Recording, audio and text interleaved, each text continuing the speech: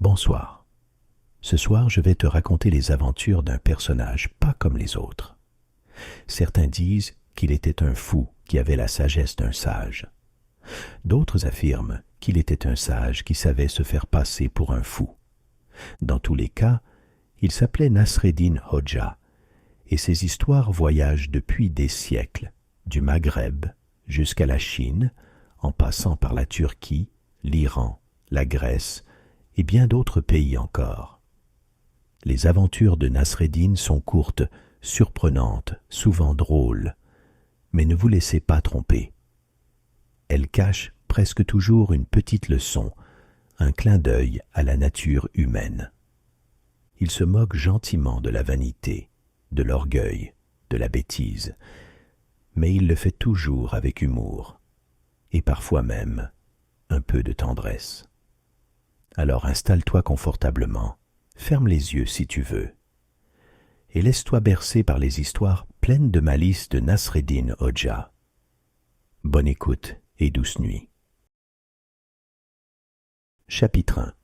Se chauffer à la flamme d'une bougie. Un après-midi d'hiver, alors que le vent hurlait entre les ruelles du village et que la neige tapissait déjà le sol d'un blanc uniforme, Nasreddin Hodja était assis au café, entouré d'un groupe d'amis.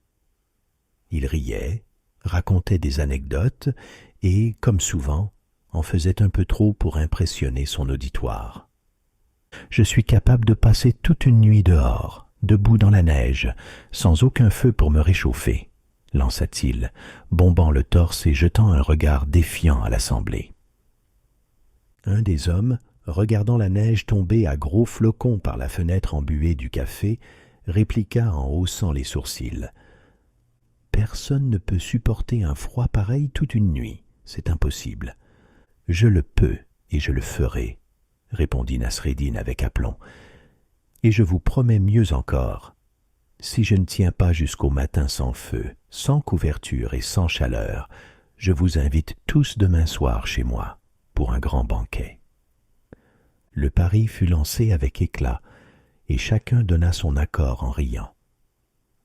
Les amis de Nasreddin retournèrent chez eux, se glissant sous leurs lourdes couvertures en laine, alors que lui s'en allait, seul, vers la place du village. Il trouva un coin un peu abrité, se dressa dans la neige et serra les dents.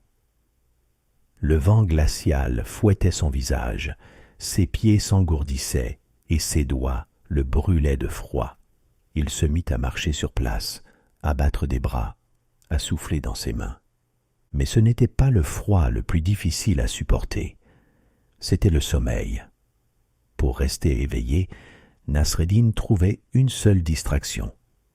Dans une maison au loin, la demeure de Mahmoud, brillait une petite flamme. Une bougie, posée près de la fenêtre, clignotait doucement, vacillant au gré des courants d'air. Il se mit à la fixer obstinément. Elle devint son point d'ancrage dans l'obscurité, sa lueur d'espoir contre l'endormissement. Le matin finit par poindre. Les premiers rayons du soleil firent scintiller les cristaux de givre sur ses vêtements. Tremblant, les yeux cernés, il retourna chez lui pour boire un café chaud. En chemin, plusieurs villageois l'interceptèrent. « Alors, Hodja, tu l'as vraiment fait? Tu es resté dehors toute la nuit? »« Oui, » répondit-il en bâillant, et sans la moindre braise pour me réchauffer. « Comment as-tu fait pour ne pas dormir ?» demanda un jeune homme admiratif.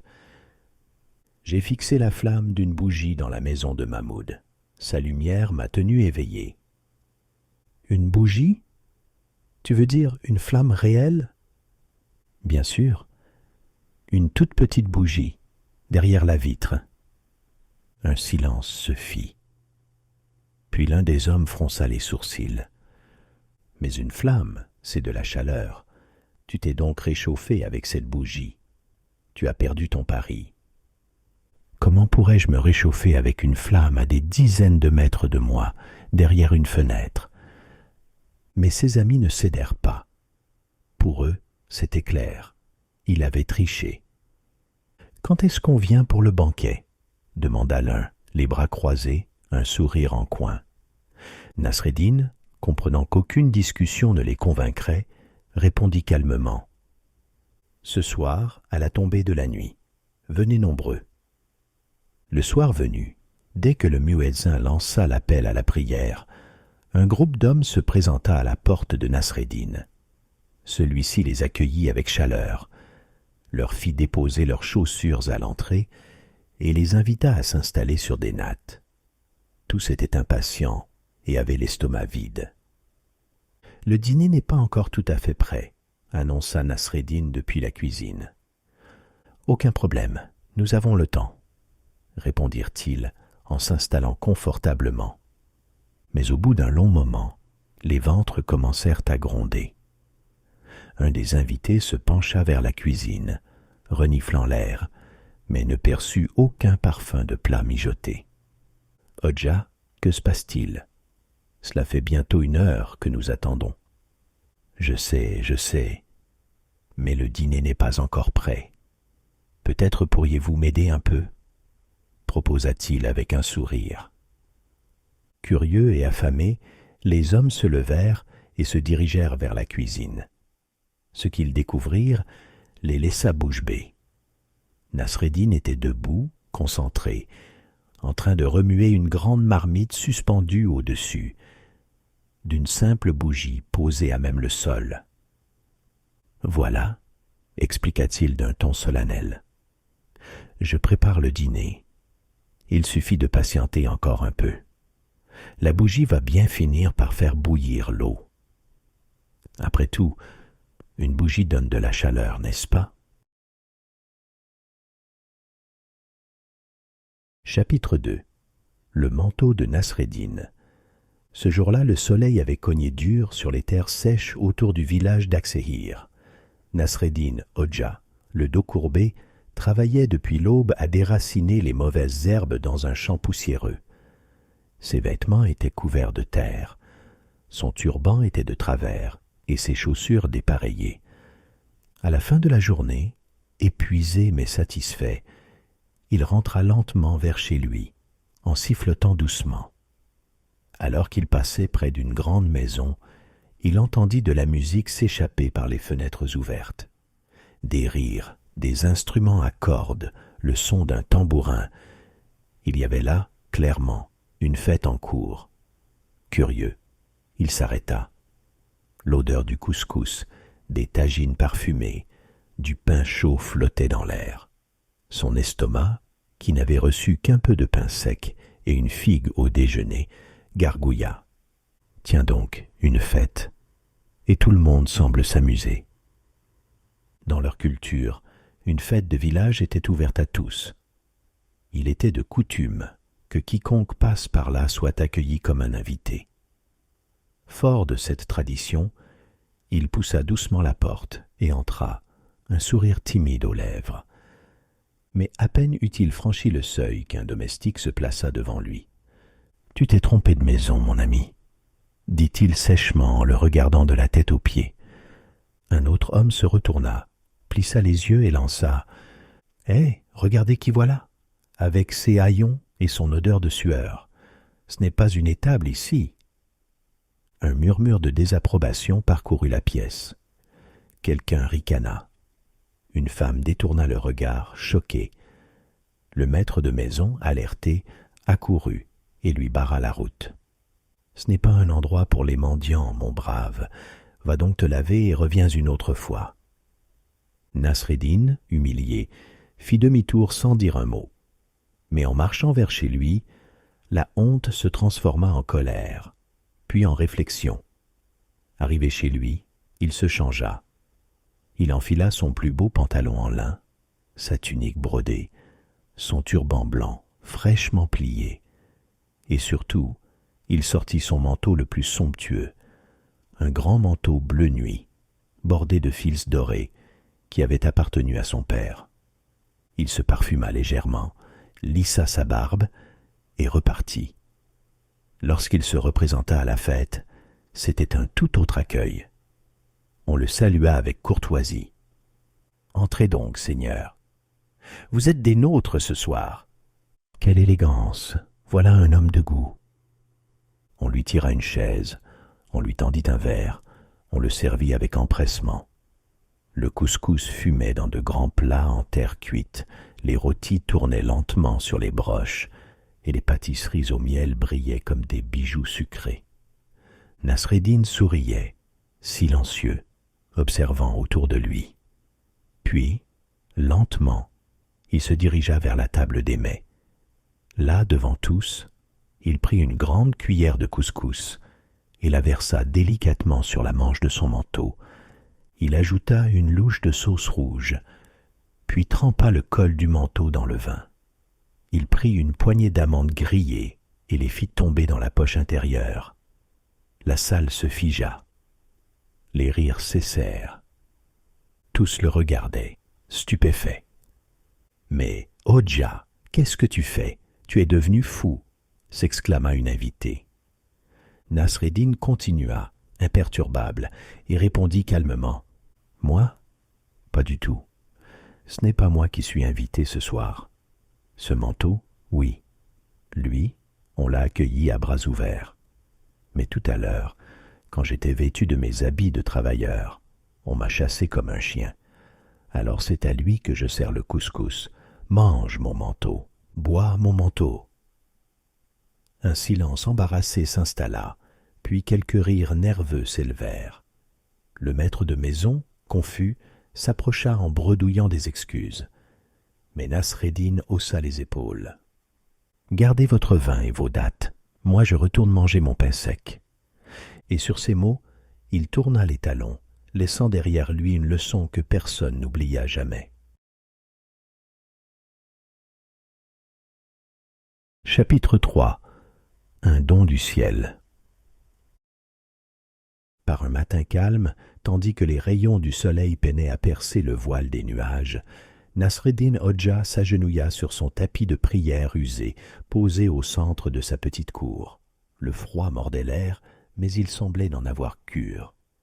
Tourné vers le ciel, les mains levées avec ferveur, il s'adressa à Dieu d'une voix claire et insistante. « Ô Allah Tout-Puissant, j'ai besoin d'argent, beaucoup d'argent, 1000 livres, pas une de moins. Ne me tentez pas avec 800, ni même 900. Et si vous deviez m'envoyer 999, je les refuserais. Non, il me faut exactement 1000 livres, ni plus, ni moins.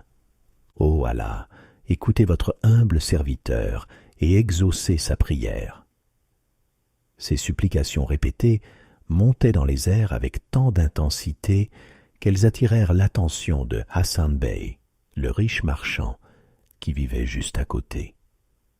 Depuis la fenêtre de sa chambre, il pouvait apercevoir son voisin à genoux, le visage levé vers le ciel, les yeux fermés, profondément absorbé dans sa prière. Hassan Bey, amusé, se tourna vers sa femme. « Écoute-le donc, 1000 livres, dit-il, et pas une de moins. Ce bon vieux Hodja est encore en train de rêver à voix haute. » Il se mit à rire, comme on rit des caprices d'un enfant, puis soudain, une idée lui traversa l'esprit. Une idée si amusante qu'il se frotta les mains avec satisfaction. Il descendit en hâte dans la pièce où il gardait son argent, ouvrit soigneusement un coffre et, après plusieurs vérifications minutieuses, compta exactement 999 livres. Il plaça les pièces dans une bourse solide, la noua fermement, puis retourna discrètement à la fenêtre. S'assurant que personne ne le voyait, il jeta la bourse dans la cour de Nasreddin, juste à côté de lui. Nasreddin sursauta en entendant le bruit sourd de la bourse frappant les pavés.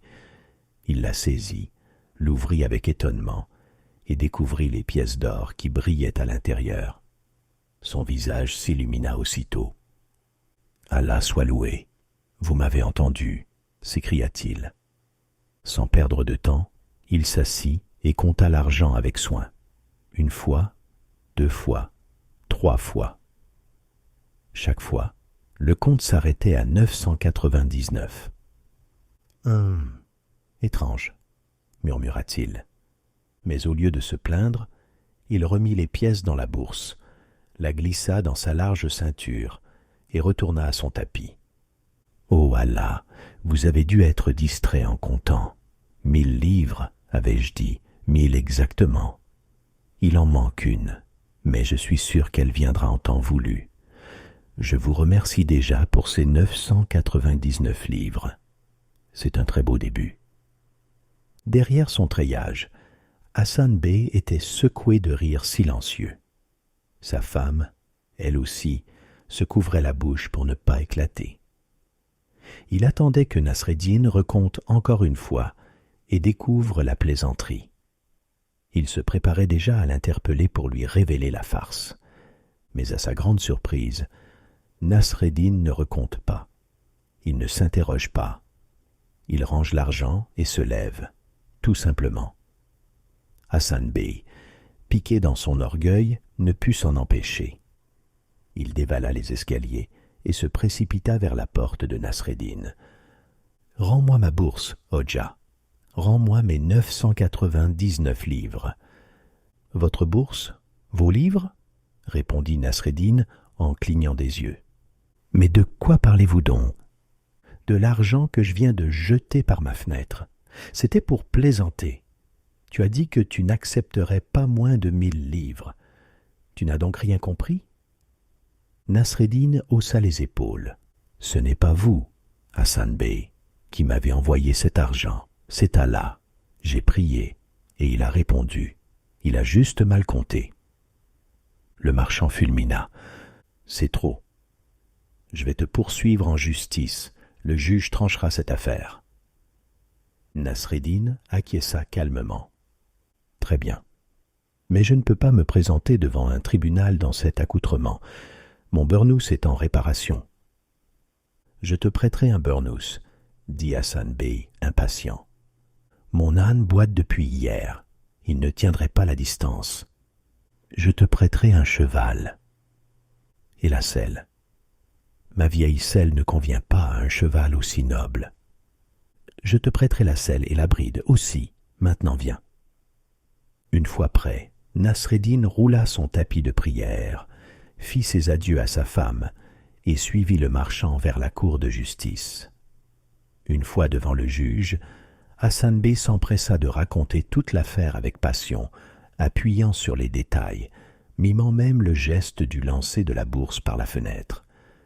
Le juge se tourna alors vers Nasreddin. « Et vous, Hodja, avez-vous quelque chose à dire pour votre défense ?»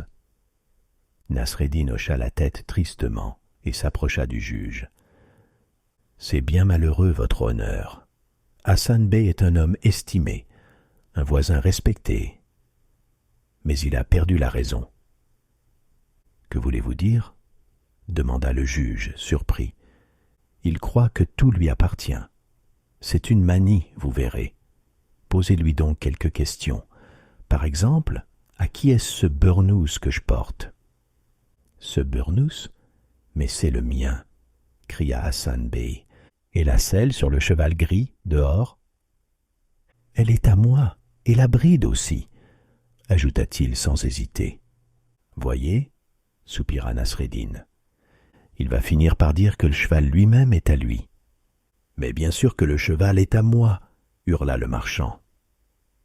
Un murmure parcourut la salle. Le juge, songeur, caressa sa barbe. Cela devient inquiétant. Je ne peux raisonnablement pas faire confiance à un homme qui revendique tout ce que touche son voisin. Peut-être que l'histoire de la bourse est aussi le fruit de son imagination. Il se redressa sur son siège. « Hassan Bey, je vous ordonne de rentrer chez vous et de prendre du repos. Vous êtes sûrement surmené. Nasreddin Hodja, vous pouvez garder cette bourse et tout ce qu'il vous a prêté. L'affaire est close. » En silence, les deux hommes quittèrent la cour. Tandis que Hassan Bey atteignait sa porte, il vit Nasreddin qui le suivait calmement. « Voici votre argent, » dit-il en tendant la bourse, « et votre burnous, et votre cheval, avec sa selle et sa bride. » Le marchand, stupéfait, ouvrit la bouche. « Je vais retourner voir le juge pour tout lui expliquer. C'était juste une plaisanterie. » Oh, ne vous en donnez pas la peine, répondit Nasreddin avec un sourire malicieux. Mon âne ne boite certainement plus, et Kalima a sûrement terminé de réparer mon burnous. Chapitre 4. Nasreddin Hodja, son fils et l'âne. Le fils de Nasreddin, un garçon d'une quinzaine d'années au regard timide et aux gestes maladroits, passait ses journées enfermé à la maison. Il ne sortait plus, ne riait plus, et passait de longues heures devant un miroir, scrutant son reflet avec inquiétude. Un jour, alors que Nasreddin réparait une sandale dans la cour, il le vit passer tête basse, l'air accablé. « Mon fils, tu es bien silencieux ces jours-ci. Tu ne veux plus sortir jouer avec les autres garçons du village ?» Le garçon soupira profondément.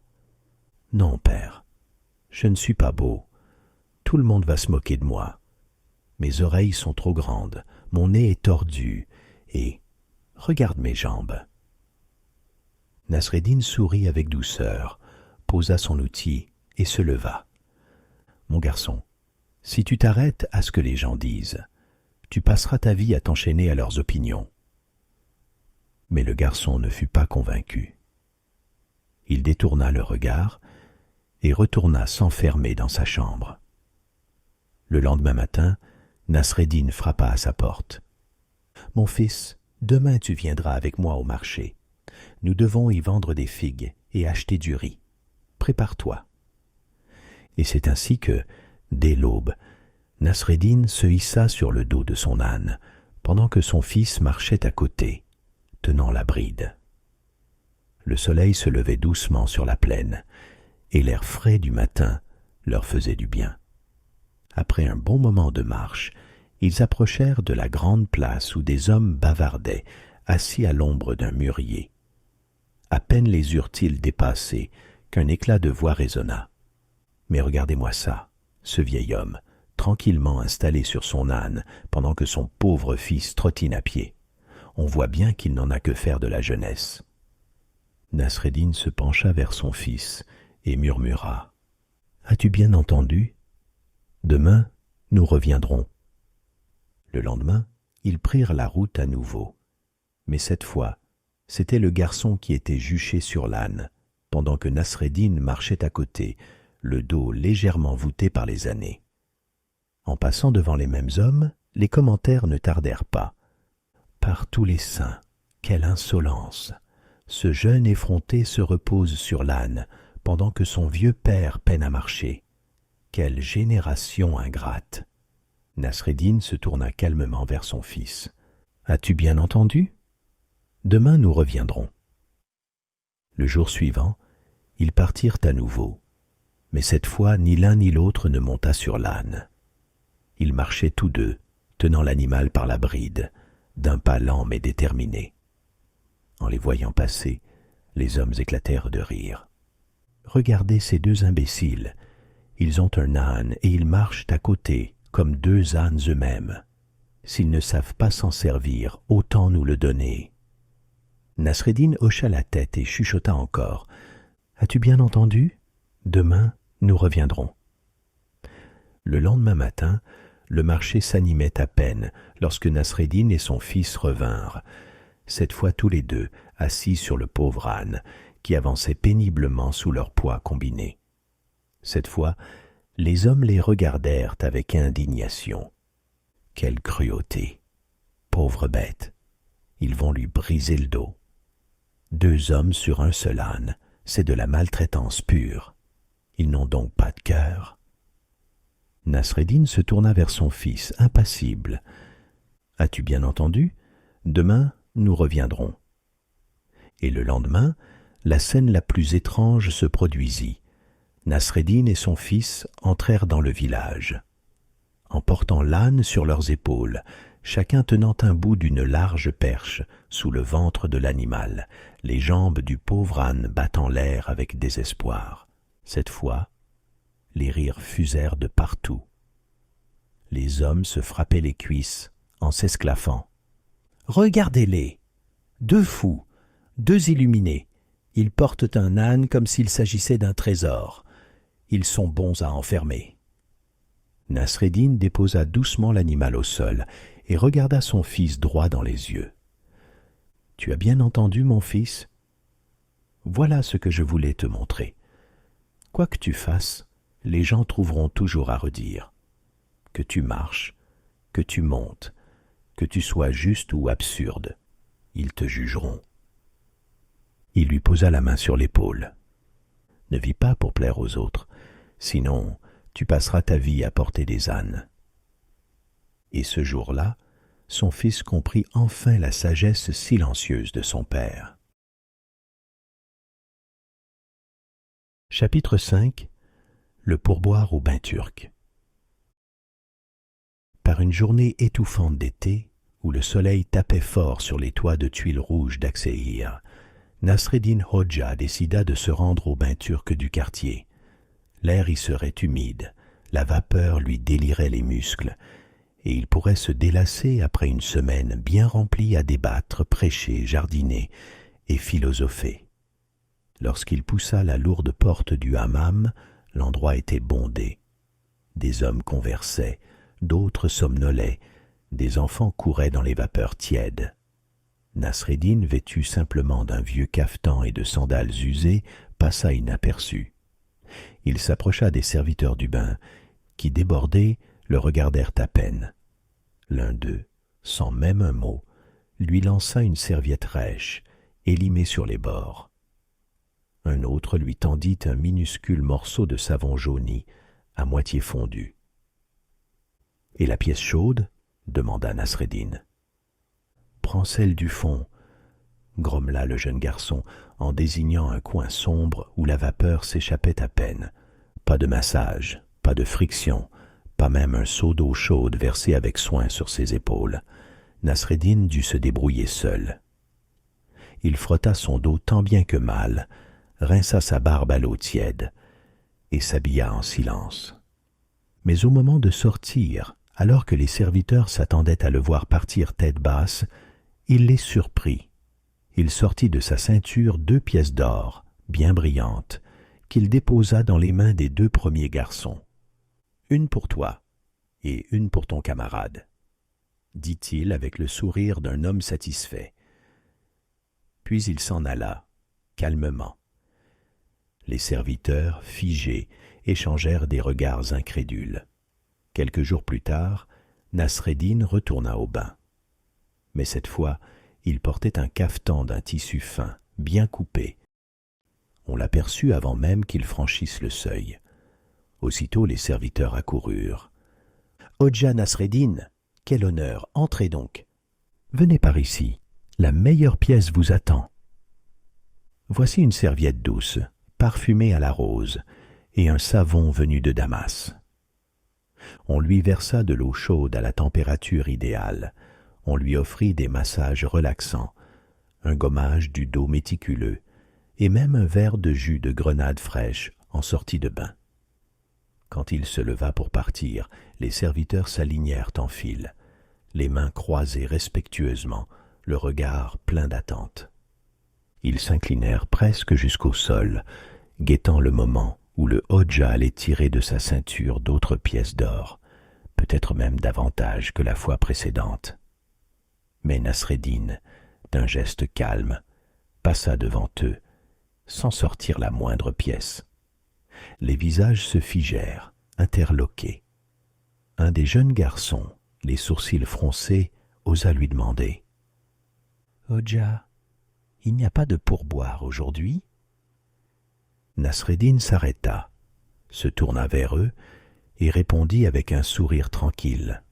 « Le pourboire que je vous ai donné l'autre jour, c'était pour le service d'aujourd'hui, et le service de la dernière fois valait le pourboire d'aujourd'hui.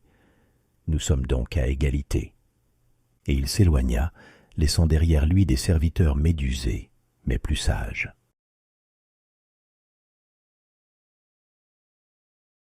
Chapitre 6. Nasreddin et le savant. Sur les berges d'une large rivière qui serpentait près du village d'Aksehir, Nasreddin Hodja passait souvent ses journées à faire traverser les voyageurs dans sa petite barque de bois. Elle grinçait un peu, prenait l'eau parfois, mais elle flottait toujours.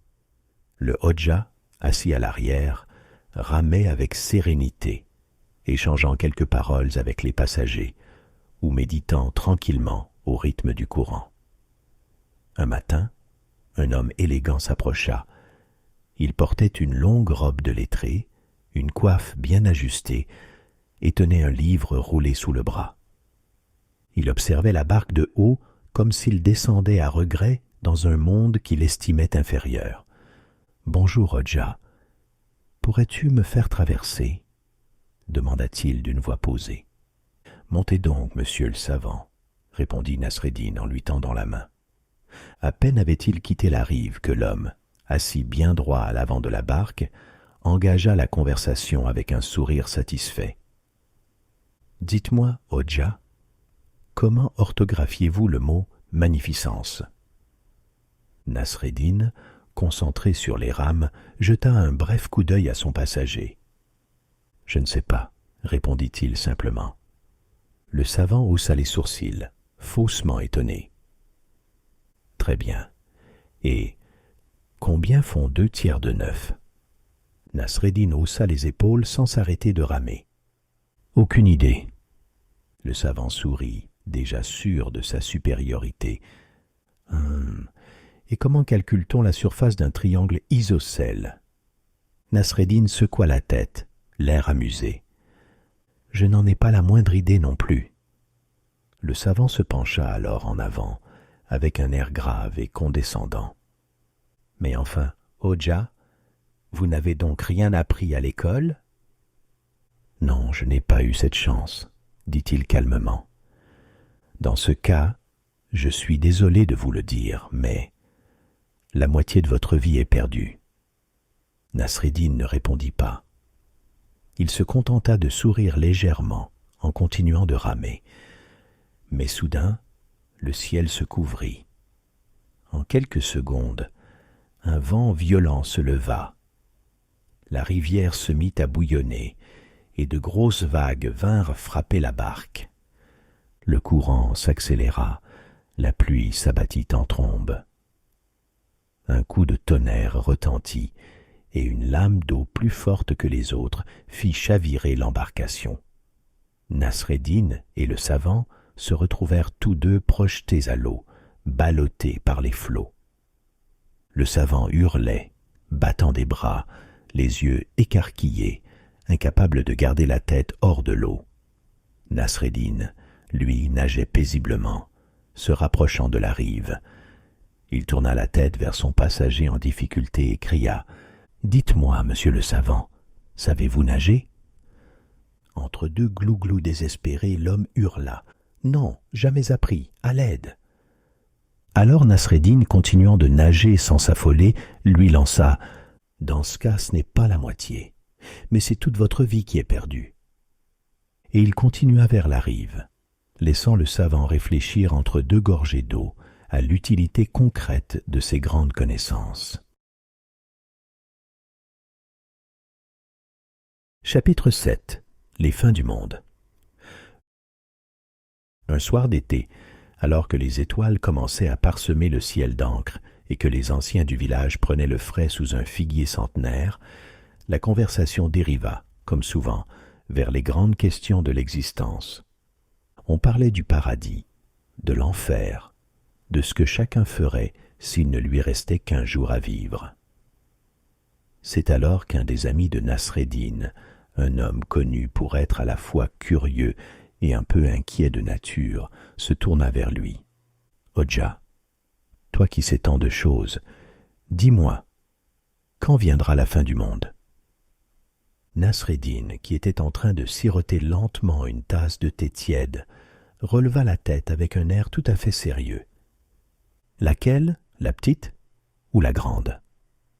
L'homme cligna des yeux, surpris. « Comment ça, laquelle? Tu veux dire qu'il y a plusieurs fins du monde ?» Nasreddin hocha lentement la tête, comme s'il s'agissait d'une évidence. « Évidemment, mon cher, il y en a au moins 2. »« 2 ? Mais comment ça, 2 ? On parle toujours d'une seule fin du monde, celle où tout s'écroule, les étoiles tombent du ciel, la terre s'ouvre en deux et le jugement dernier commence.